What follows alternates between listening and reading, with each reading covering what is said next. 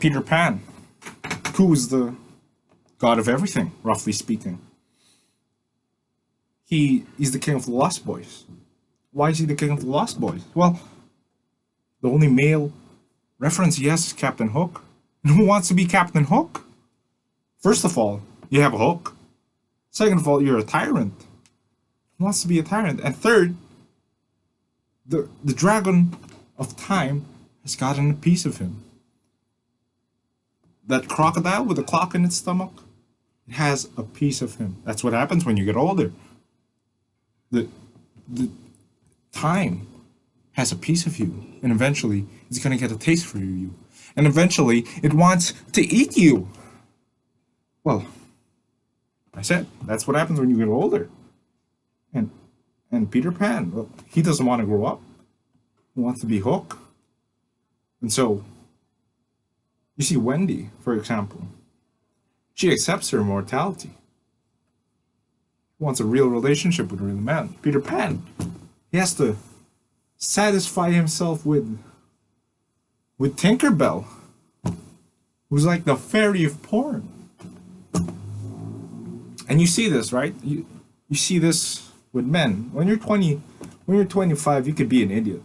It's no problem.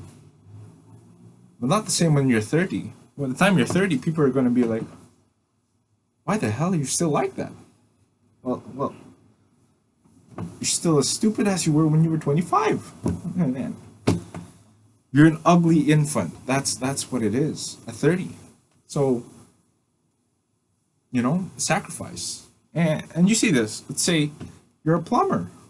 And plumbers are, not to say anything bad, they've saved more lives than doctors.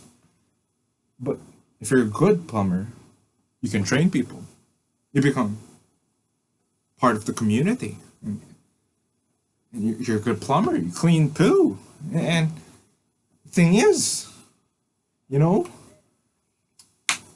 that's the thing about growing up. You have to go through the narrow gate, Go through the narrow gate and you go through it and the opportunities present themselves to you. But you have to get an apprenticeship.